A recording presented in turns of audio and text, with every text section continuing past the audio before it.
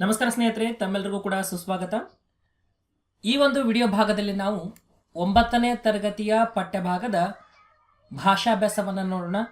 ಸಾಮಾನ್ಯವಾಗಿ ಭಾಷಾಭ್ಯಾಸದಲ್ಲಿ ಸಂಧಿ, ಸಮಾಸ, ತತ್ಸಮ, ತದ್ಭವ ಇವೆಲ್ಲ ವಿಚಾರಗಳ ಬಗ್ಗೆ ಬರ್ತಾ ಇರ್ತವೆ. ಪರೀಕ್ಷಾ ದೃಷ್ಟಿಯಿಂದ ಬಹಳಷ್ಟು ಇಂಪಾರ್ಟೆಂಟ್ ಆಗಿರ್ತದೆ ಸ್ನೇಹಿತರೆ. ಹಾಗಾಗಿ 10ನೇ ತರಗತಿಯ ಭಾಷಾಭ್ಯಾಸ ಚಟುವಟಿಕೆನ ನಾನು ಈಗಾಗಲೇ 2 ಭಾಗಗಳಲ್ಲಿ ಮುಗಿಸಿದ್ದೀನಿ. ಇದು 3ನೇ ಭಾಗ. ಇಲ್ಲಿ ನಾನು 9ನೇ ತರಗತಿ ಏನಿದೆಲ್ಲ ಈ ಒಂದು ಗದ್ಯ ಪಾಠದ ಪ್ರಮುಖ ಭಾಷಾಭ್ಯಾಸವನ್ನು ತೆಗೆದುಕೊಳ್ತಿದ್ದೀನಿ. ಸಂಪೂರ್ಣವಾಗಿ ಪಾಠ ಏನಿದಾವಲ್ಲ ಆ ಪಾಠಗಳು 8 ಪಾಠಗಳಿದ್ದಾವೆ. ಈ 8 ಪಾಠಗಳಲ್ಲಿ ಪ್ರಮುಖವಾಗಿರುವಂತಹ ಭಾಷಾಭ್ಯಾಸ ಚಟುವಟಿಕೆಯನ್ನು ಮಾತ್ರ ನಾನು ಇಲ್ಲಿ ನಿಮಗೆ ನೀಡ್ತಾ ಇದ್ದೀನಿ ಅಂತಕ್ಕಂಥದ್ದು. ಪ್ರಮುಖವಾಗಿ ಎಸ್ ಡಿ ಮತ್ತು FD ಪರೀಕ್ಷೆಗೆ ಬಹಳಷ್ಟು ಉಪಯುಕ್ತಕಾರಿಯಾಗಿರುವಂತಹ ಮಾಹಿತಿ ಇದಾಗಿರ್ತದೆ. ಹಾಗಾದ್ರೆ ಬನ್ನಿ ಏನು ಅಂತ ಅನ್ನೋದನ್ನು ನೋಡೋಣ. ಸ್ನೇಹಿತರೆ, ಇಲ್ಲಿ SDA ಮತ್ತು FDA ಹೊಸ ಬ್ಯಾಚ್ ಸ್ಟಾರ್ಟ್ ಆಗಿದೆ. ಈಗಾಗಲೇ ಹಳೆ ಬ್ಯಾಚ್ ಕೂಡ ಇದೆ. ಇವತ್ತು 24ನೇ ನವೆಂಬರ್ ಹೊಸ ಬ್ಯಾಚ್ ಸ್ಟಾರ್ಟ್ ಆಗ್ತಾ ಇದೆ. ಯಾರಾದರೂ ಬ್ಯಾಚ್ಗೆ ಸೇರ್ಬೇಕು ಅನ್ಕೊಂಡವರು ಕೆಳಗಡೆ ಕಮೆಂಟಲ್ಲಿ ತಿಳಿಸಬಹುದು. RCC10 ಅನ್ನುವಂತಹ ರೆಫರಲ್ ಕೋಡನ್ನು ಯೂಸ್ ಮಾಡಿ ನೀವು ಜಾಯ್ನ್ ಆಗಿದ್ದಲ್ಲಿ ನಿಮಗೆ 10% ಡಿಸ್ಕೌಂಟ್ ಕೂಡ ಲಭ್ಯವಾಗ್ತದೆ.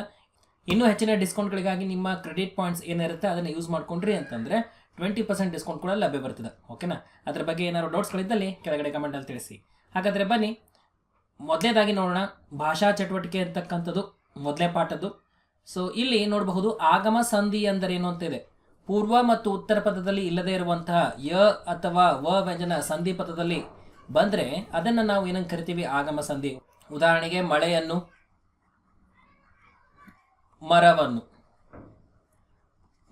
ಮಳೆ ಅಧಿಕ್ ಅನ್ನು ಅಂತ ಹೇಳ್ತೀವಿ. ಮಳೆ ಅಧಿಕ್ ಅನ್ನು, ಮಳೆಯನ್ನು ಅಂತ ಕರಿತೀವಿ.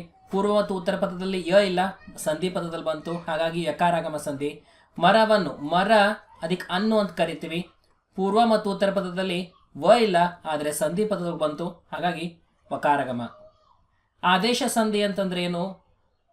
ಉತ್ತರ ಪದದ ಆದಿಲಿರುವಂತಹ ಕ ತ ಪಗಳಿಗೆ ಗ ದಬಗಳು ಆದೇಶಗಳಾಗಿ ಬರುವುದನ್ನೇ ನಾವು ಆದೇಶ ಸಂಧಿ ಅಂತ ಕರಿತೀವಿ. ಉದಾಹರಣೆಗೆ ಬೆಟ್ಟದಾವರೆ ಅಂತಕ್ಕಂಥದ್ದು. ಬೆಟ್ಟ ಅದಕ್ಕೆ ತಾವರೆ, ಬೆಟ್ಟದಾವರೆ ಅಂತ ಕರಿತೀವಿ. ಬೆಟ್ಟದಾವರೆ ಈ ಥರ ಆಗತ್ತಾ. ಇನ್ನು ಅದರಲ್ಲಿ ವಕಾರಾದೇಶ ಸಂಧಿ ಮತ್ತು ಚ ಜ ಜಕಾರಾದೇಶ ಸಂಧಿ ಅಂತ ಇನ್ನಿತರೆ ವಿಧಗಳು ಕೂಡ ಇರ್ತವೆ.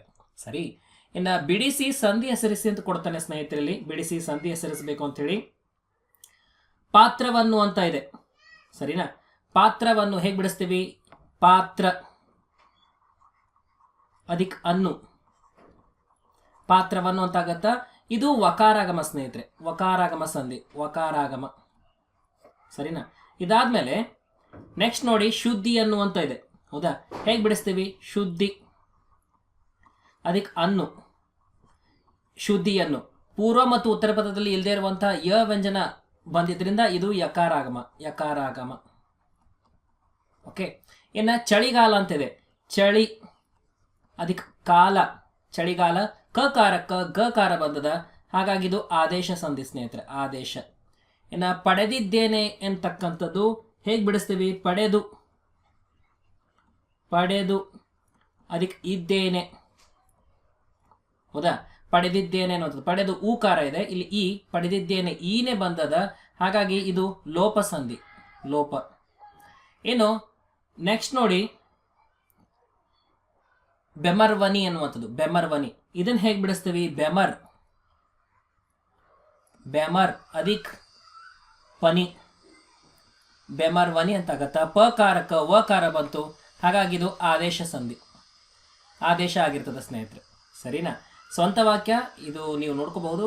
ಇನ್ನು ವಿಗ್ರಹ ರೂಪ ಮಾಡಿ ಸಮಾಸ ಬಿಡಿಸ್ಬೇಕಂತಂದ್ರೆ ಮರಗಾಲು ಅಂತ ಇದೆ. ಇದರ ವಿಗ್ರಹ ರೂಪ ಏನು ಬಿಡಿಸ್ತೀವಿ ಅಂದರೆ ಮರದ ಅಧಿಕ್ ಕಾಲು, ಮರದ ಅಧಿಕ್ ಕಾಲು, ಮರಗಾಲು. ಇದು ಷಷ್ಠಿ ತತ್ಪುರುಷ ಸ್ನೇಹಿತರೆ, ಷಷ್ಠಿ ತತ್ಪುರುಷ ಸಮಾಸ ಆಗಿರ್ತದೆ. ಯಾಕಂದ್ರೆ ಬರ್ತದೆ, ಹಾಗಾಗಿ ಷಷ್ಠಿ ತತ್ಪುರುಷ ಸಮಾಸ. ಎರಡನೇದು ಹೆಮ್ಮರ, ಹಿರಿದಾದ ಅದಕ್ಕೆ ಮರ, ಹಿರಿದು ಮರ ಅಂತ ಕೂಡ ಬಿಡಿಸ್ತಾರೆ. ಹಿರಿದಾದ ಅದಕ್ಕೆ ಮರ, ಹೆಮ್ಮರ. ಇದು ಕರ್ಮಧಾರೆಯ ಸಮಾಸ, ಕರ್ಮಧಾರೆಯ ಸಮಾಸ.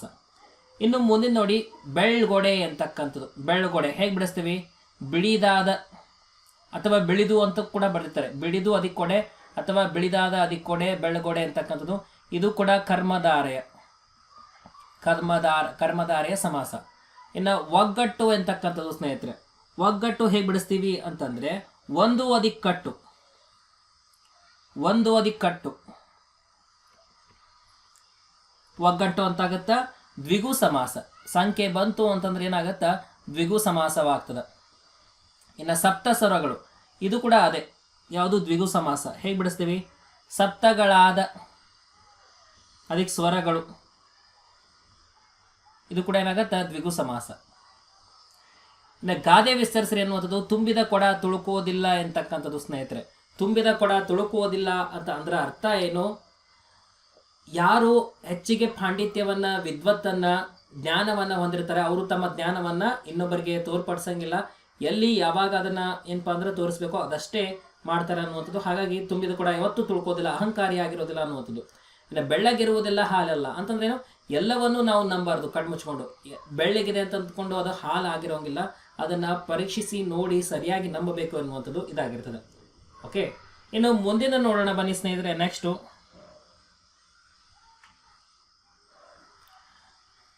ಇಲ್ಲಿ ಧರ್ಮ ಸಮದೃಷ್ಟಿ ಅಂತಕ್ಕಂತಹ ಪಾಠ ಸ್ನೇಹಿತರೆ. ಈ ಧರ್ಮ ಸಮದೃಷ್ಟಿ ಅನ್ನುವಂತಹ ಪಾಠದ ಒಂದು ಭಾಷಾಭ್ಯಾಸವನ್ನು ನೋಡೋಣ. ಇಲ್ಲೇ ಚರಣಾಂಬುಜ ಅಂತಿದೆ. ಚರಣಾಂಬುಜ ಇದನ್ನ ಹೇಗೆ ಬಿಡಿಸ್ತೀವಿ, ಚರಣ ಅದಕ್ಕೆ ಅಂಬುಜ, ಹೌದಾ, ಚರಣಾಂಬುಜ ಇದೆ. ಇಲ್ಲಿ ಇದೆ, ಆಕಾರ ಬಂತು, ಸವರ್ಣ ದೀರ್ಘ ಸಂಧಿ, ಸವರ್ಣ. ಓಕೆ, ಮಂಡಳೇಶ್ವರ,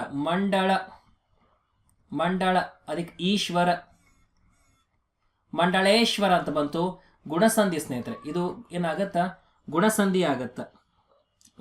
ಇನ್ನು ಸಕಳಾಚಾರ್ಯ, ಸಕಳ ಅದಕ್ಕೆ ಆಚಾರ್ಯ, ಸಕಳಾಚಾರ್ಯ. ಆ ಬಂತು, ಇಲ್ಲಿ ಆ ಬಂದಿದ್ರಿಂದ ಸವರ್ಣ ದೀರ್ಘ ಸಂಧಿ ಸ್ನೇಹಿತರೆ, ಸವರ್ಣ ದೀರ್ಘ ಸಂಧಿ. ಇನ್ನು ಭೇದವಿಲ್ಲ, ಭೇದ ಅದಕ್ಕೆ ಇಲ್ಲ, ಭೇದವಿಲ್ಲ, ವಕಾರ ಬಂದಿದ್ರಿಂದ ವಕಾರಾಗಮ, ವಕಾರಾಗಮ. ಓಕೆ, ಇನ್ನು ನೆಕ್ಸ್ಟ್ ಸ್ನೇಹಿತರೆ ಕೈ ವಿಡಿದು ಎನ್ನುವಂಥದ್ದು ಹೇಗಾಗತ್ತ, ಕೈ ಅದಕ್ಕೆ ಪಿಡಿದು, ಕೈ ವಿಡಿದು ಅಂತ ಆಗತ್ತ. ಇದು ಆದೇಶ ಸಂಧಿ ಸ್ನೇಹಿತರೆ, ಪಕಾರಕ್ಕ ವಕಾರ ಆದೇಶ. ಇನ್ನು ವೃದ್ಧಿಯಾಗಿ ಅಂತ ಇದೆ, ವೃದ್ಧಿ ಅದಕ್ಕೆ ಆಗಿ, ವೃದ್ಧಿಯಾಗಿ ಅಂತ ಆಯ್ತು. ಬಂದಿದ್ರಿಂದ ಯಕಾರಾಗಮ ಸ್ನೇಹಿತರೆ, ಯಕಾರಾಗಮ.